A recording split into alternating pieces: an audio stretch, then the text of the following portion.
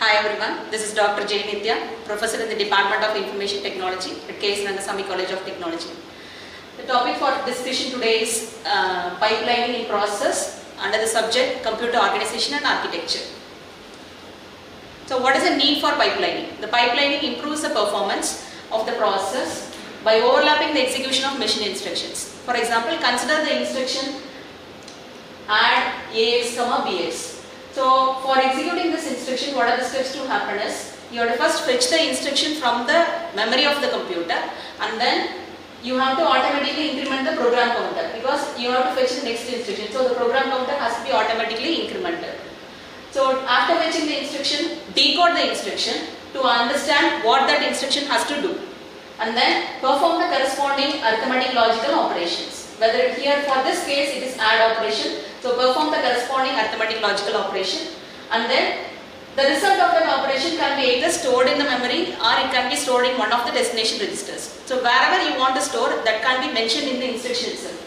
So if it is involving memory, the result can be stored in the memory, otherwise the result can be stored in the destination instruction.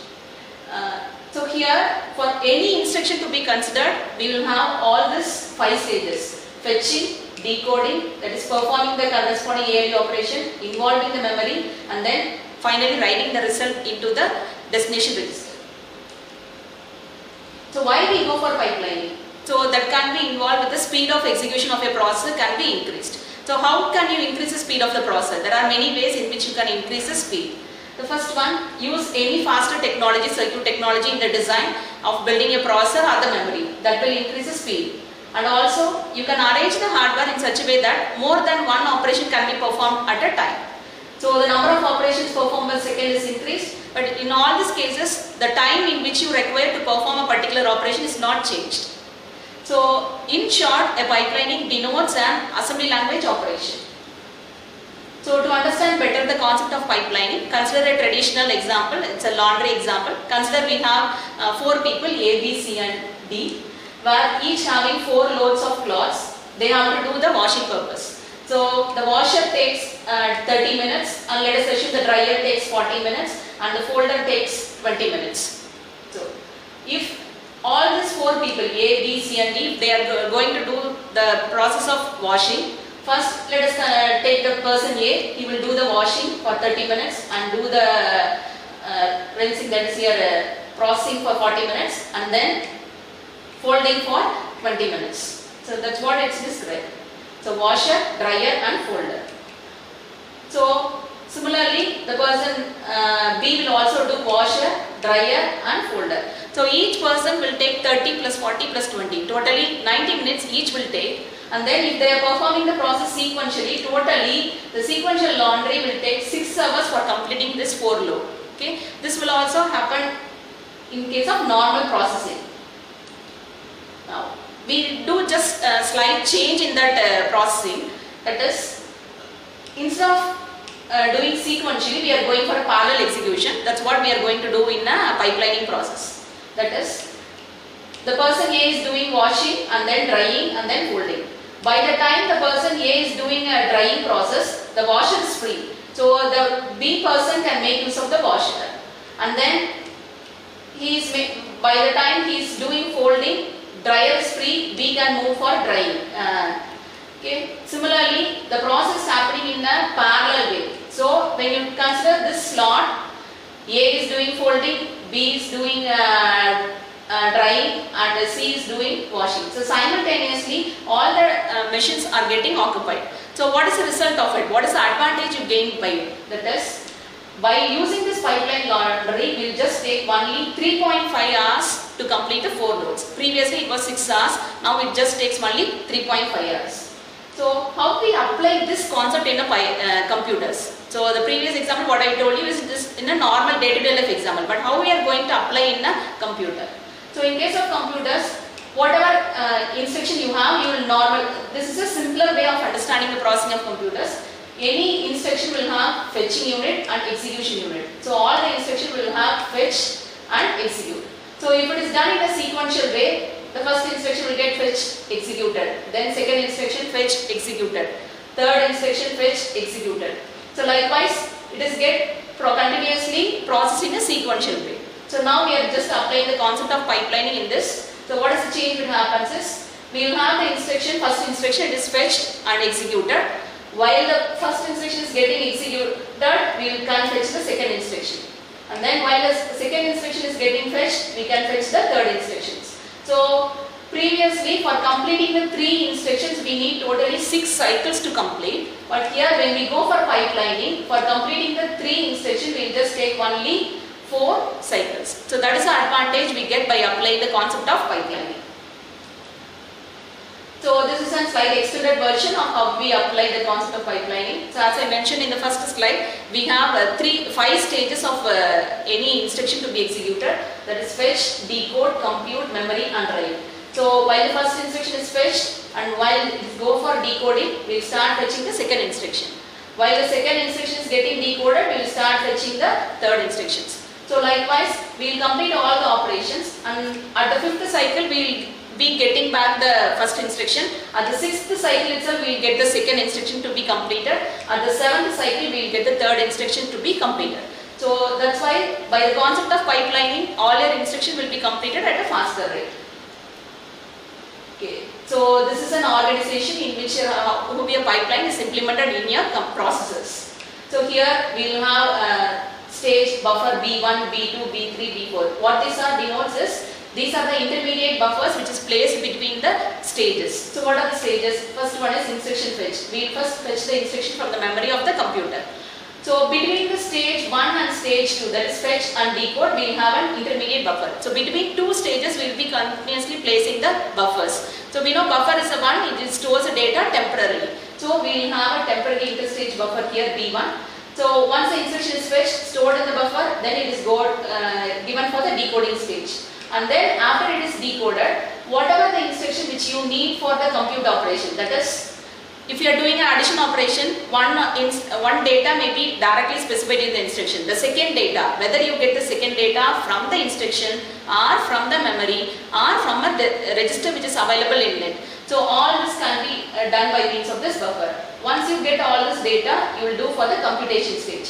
So this computation can be either an arithmetic operation or a logical operation. Perform any of these operations and then the data will be intermediately stored in the buffer and then you will go for memory write. So here in case of memory write, so after you do the computation, the result can be stored either in the memory or through the buffer it can be stored in one of the destination register itself. It is the depend upon the instruction what we have specified. The destination can be either memory write or in the destination register, which is register file. So what is register file is the group of registers which are present in the processor itself. So the instruction, the buffer B3 which holds the values for the ALU operation, either it holds from the register or from the memory. Sometimes you may be using program jumping, that is program control transfer. If you are doing control transfer, that address value program has to transfer, that has to be specified. Here PC denotes a program counter. And finally the result can be either placed in the memory itself or it can be stored in the register. So these are the advantages of pipeline. There is a parallel execution, you have your instruction to be executed at a faster rate. But still we have some issues in it. What are those? So all the cases we will not have new instruction enter in the pipeline every time. Let us consider we have 2 instructions, ij and ij plus 1. So here ij denotes the first instruction, ij plus 1 denotes the second instruction. If your second instruction destination is depend upon the source of the second instruction, ij plus 1 destination is value, and then if you have an ij instruction where the destination of that instruction is dependent on the source and it is to be given for the value of the source ij plus 1. So in that case we will have a problem. So we will have stages fetch, decode, compute. This computation will be done, and let us say this value what you calculate in the first instruction is going to be the source for the second instruction. There will be delay in getting this data from the first instruction. So this leads to a problem. So that problem is called as a data hazard. So any condition which causes your pipeline, that is the entire processing of pipeline to stall or stop, that is called as a hazard. So what is a data hazard is, if you have a source operand and but that source operand is not available when needed, then it is called as a data hazard. That is whenever you want to do particular operation, if that operation is not available operand, then it is called data hazard. Consider these 2 instructions, add and subtract. add R2, R3 100, sub R9, R2 30. Here the destination is R2. So after you perform this instruction only, the R2 value will be available. But here what the problem is, that R2, which is the destination of the first instruction, is given as a source for the second instruction. So there lies the problem of pipelining. So this data dependency between these two instructions leads to a hazard. So how do we solve this problem? This problem is solved by two methods, one by means of software and other by means of an hardware. So by means of software, how you can apply is, so this is your first instruction, this is your second instruction. By the time it completes getting the final value, it needs 5 cycles. So till that you have to delay execute the second instruction. So to delay the process of executing the second instruction, in between the first instruction and second instruction, we are going to place an idle instruction. Idle instruction in the sense that instructions are not going to perform any useful value. So between these two instructions, whatever delay you have, based on the delay you will place the instructions NOP, which stands for no operations. So once you place that instruction, we execute the normal process of pipelining. So what happens is, by the time the second instruction start executing, you will get whatever value your destination is. That is your destination here is R2. Your destination will be available by the time you will be starting your second instruction. So that is the advantage of using your pipelining through software. Some cases, instead of placing an abrupt instruction like no operations, you have a sequence of instructions available in your program. So intermediate instructions can be reshuffled. So coming to the last point, so you can also handle data dependencies by means of hardware. So instead of using an no operation instructions, we will have a compute stage where you calculate your first instruction data. Once you compute, automatically the data may be forwarded to the second stage, computation stage. So this is the change what you do in your hardware. So how the change is, this is your normal arithmetic logic unit which is present in your processor. So normally you will have a register file, 2 registers, 1 multiplexer. This is your ALE unit which performs your arithmetic. So instead of 1 multiplexer, we will add an extra multiplexer. So whatever the result you obtain from the first instruction, the result will be forwarded to the multiplexer so that the second instruction can make use of it. So this is the way in which you can solve the pipelining by means of software and hardware. So what is the summary we can get is, by means of pipelining, the speed of execution is enhanced and you can enable the process to achieve more instruction throughput. That is instruction throughput in the sense, within the cycle, that is within second, you can achieve more instruction to be executed per second. So default, it will completing 1 instructions per second, and then all this pipelining can be achieved only by considering the instruction set of the process. That is, what is the set of the processor you are using, what should be the design of a pipeline hardware, and what should be the associated compiler you are using for it. So this was the concept of pipelining. Thanks for watching it. Happy learning.